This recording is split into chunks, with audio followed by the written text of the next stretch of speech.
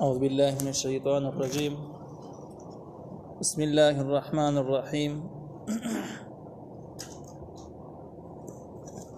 سورة الجاثية مكية. سورة الجاثية مکی سورت دا مکی سورت تے او قرآن کی 45 نمبر دے او په نزول کی شکر دا اسمان نا نازل دن دا 65 نمبر سورت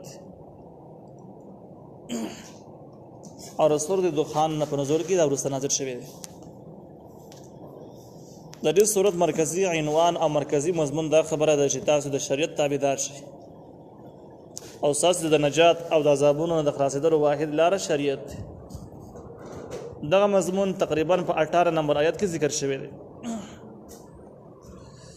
د دغې نه علاوه دا غونډ سورت چې کوم دی په دوه حصو کې تقسیم دی. اولنۍ حصه د 22 نمبر آیت پورې ده او په دغه کې چې کوم سبقونه دي د هغې لنډه خلاصه دا ده چې اول سر کې به ترغیب ذکر شي قرآن ته، بیا به دلایل عقلیه ذکر شي په وحدانیت د الله تعالی باندې، په اثبات د الله تعالی باندې، بیا به زجرونه ذکر شي د هغه خلکو دپاره چې کوم د الله تعالی د آیاتونو نه منکرین خلک دي. دا 22 نمبره پورې مختصره خلاصه ده. بسم الله الرحمن الرحیم. حامیم. الله پوهیږي په معنا د دې حروفو باندې. مقطعات مخکې باز تر شوی دی. تنزیل الکتاب من الله العزیز الحکیم. نازل دل دی کتاب د الله تعالی طرف نه دی چې غالب او پوهه ذات دی. دې ته ویل کېږي ترغیب د قرآن. ترغیب قرآن طرف ته چې کوم کتاب ساسې مخې ته پروت دی تاسې اورئ نو دا کتاب الله نازل کړی دی او الله لویو صفتونو ذات دی، غالب او حکمت والا ذات دی. نو خلاصه دا شوه چې دا قرآن عامو کتابونو شانته کې نه دی او د عامو کتابونو غونده کې بېرغبتي کول او غیر ضروري ګڼل دا جرم دی. لہذا ساسې نجات ساسې د ټول جایز مقاصدو د حصول لاره صرف قرآن دی، ځکه چې الله نازل کړی دی او الله تعالی د دوه لویو صفتونو مالک دی چې یو غالب دی یو حکمت والا دی. ځکه کې دوه صفتونه ذکر شوي. ان فی السماوات یقینا باسمانونو کې والارض بزمک لآیات ډېرې نښې دي للمؤمنین د مؤمنانو دپاره. د الله تعالی په وحدانیت او د الله تعالی په وجود باندې ډېر دلایل شته په اسمانونو کې چې کله اندازه ولګي او بزمه کې چې کم تحقیقات وشي نو ته به دې باندې ورسېږي چې الله تعالی موجود دی، د الله تعالی د لویو قدرتونو مالک دی. خو دغه ټول نښې د چا دپاره فایدهمنې دي؟ للمؤمنین دپاره د مؤمنانو.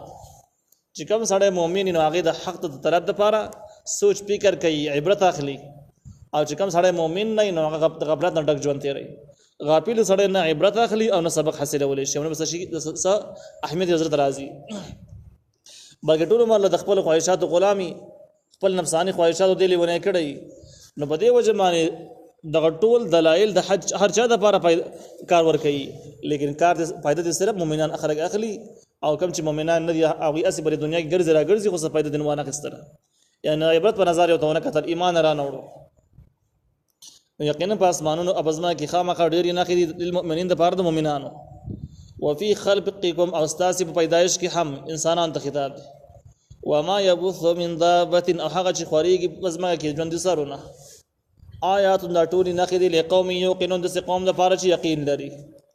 یعنې ستاسې خپل پیدایش، ستاسې نه علاوه چې څومره مخلوقات به دنیا کې ګرځي راګرځي چې تاسې یې نه سمندري ځان له د وچې غزان له نو دا ټولو کې یو لوی نښې دي د الله تعالی د قدرتونو باندې، دلایل دي د الله تعالی په وجود باندې دلایل دي.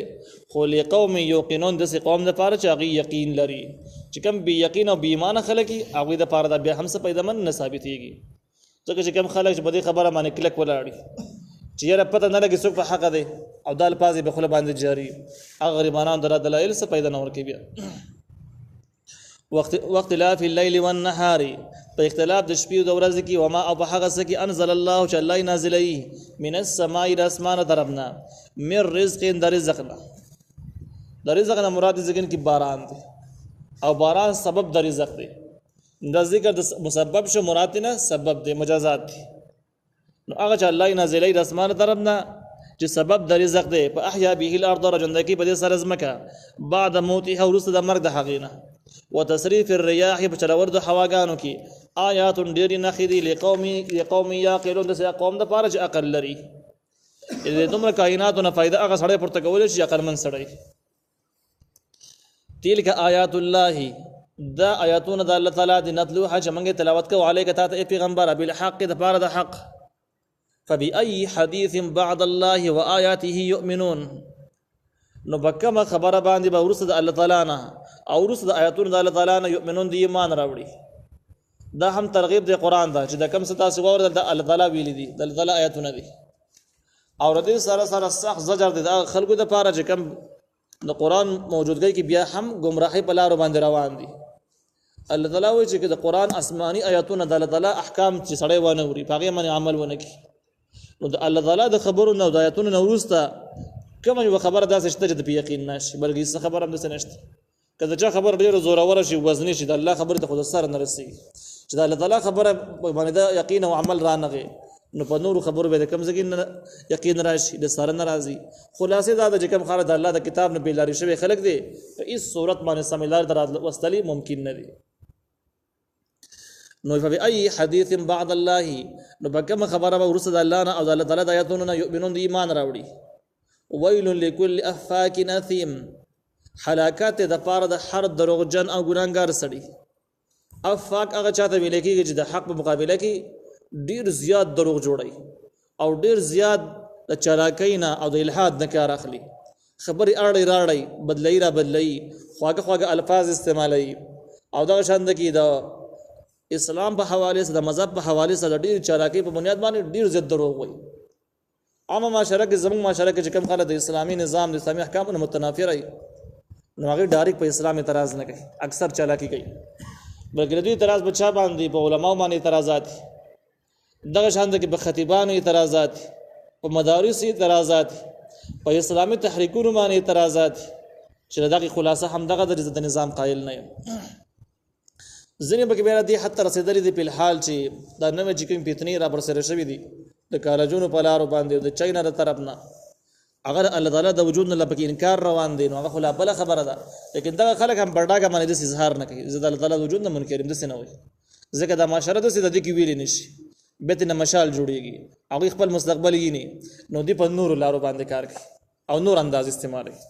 کله د سی وي چې په اسلامي احکام باندې اعتراضات کوي نو د سی وي چې د خانقابه نه تعویږي او الته کې زیو خرچه کې دی په زمانه بکلی کې یو غریب له خرچه ورک کله به د سی وي کله به د سی وي چې را اختر پروژه ته قرباني کې او دومره خرچه کې نو دی په زمانه دا پیسې وي چې جمعات کې خرچه کې دا وی سپ یو غریب باندې ولګو غریبانی خرچه کله به وي زما مذهب چې کم دی نو هغه پښتو ده پښتو زما مذهب کله به د سی الفاظ استعمالي او کله به وي انساني زما مذهب دی.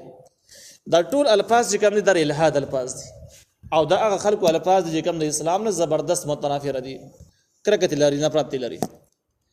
اصل کې پکار د څه و چې یو نیکی د بل نیکی په مقابله کې په دلیل کې پیش کول دا جرم دی چې حج ځان لنی کی دا عمره ځان لنی کی دا خانقاه ته ځان لنی کی دا د بل نیکی مقابله کې ما پیش کوا د څه وایا چې سړی دوه چاته باندې کار کیږي او درې چاته څلور چاته جوړي نو هغه بازاري د کلی په غریبانی خرچو وکي د څه وایا د څه وای چې سړی په کچي موبایل باندې کار کوي بس 45000 باندې موبایل اخلي دغه بځای معنی چې د کلی په جماعت کې مدرسه کې یو غریب باندې خرچه وکړي دا ته ډیره خده په دې طریقه باندې وایا بغیر د رسم رواج نه ښه گزاره کیږي خو ته بیا هم رسمونه لیونه کړی د خزونه مجبورای نو دا خرچه راوغله په غریبانو خرچ کړه د سی وایا نو په دې طریقه باندې تر ویل پکارو ته چې د خانقاه مقابله کې ته خبره کې او د جماعت د مدرسې په حواله سره مقابله کې د دلایل وی نو د الہاد ویل کېږي د یقینا جرم دی.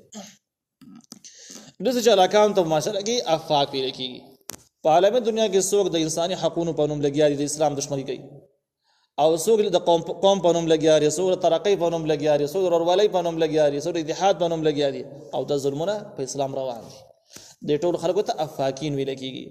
اثیم چې ګناګار يسمع اور آیات الله یاتون تعالی تطلع علیه چې بیانې کې بد باندې ثم یصفر بیا د همیشواره کوي مستكبرا چې د لوی کوي کأن لم يسمعها گویا چې اوریدل یې هم نه دي.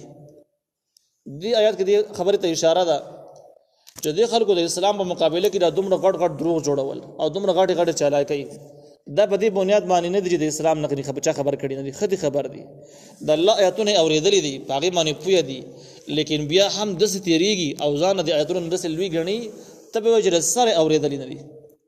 لکه په دې خپله معاشره کې هغه خلک چې کم سودخواره دي هغوی د رسول حرمت بیان کړه، هغوی به د غوږونو به داسې تېر شي ته به د سره وانه اورېدل. هغه خلک چې په دې معاشره کې سیکولر نظام قایل دي او د کمونیزم سوشالیزم نور کفریاتو قایل دي او دی په پنځه وخته په دې معاشره کې به تاسو سره اوسېږي د اسلامي نظام ضرورتونه چې څومره دي، اهمیت چې څومره دی، هغه بار بار اوري چې قرآن په دې باندې څومره زور ورکړی دی، څومره اهمیت یې ورکړی دی. دا په دې غوږونو باندې ښه اوري چې اسلامي نظام قایمول د مسلمان فریضه ده. اسلامي نظام اسلامي خلافت د ایمان اهم مقصد دی، لیکن بیا به هم داسې تېرېږي ته به د سارې وانه اورېدو په نور لار به بیا رواني. نو دا دغه خلکو پہچان دی چې دوی به آیاتونه اورېدلي د جاهلان نه دي، لیکن ځان یې شرمولی دی او ځان لوی ګڼي که ان لم یسمع حق وایي چې د سرې اورېدلي نه دي. ښه چې دومره غټ باغیان دي چې د علم باوجود دا کار کوي، نو الله تعالی نبی علیه السلام ته وایي فبشره زیری ورکړه ده بعذاب علیم، په عذاب دردناک باندې یو لوی عذاب نه خبر کړه چې په تاسو باندې به راځي چې د آسماني کتاب باندې پوهې باوجود تاسو په دې لار باندې روان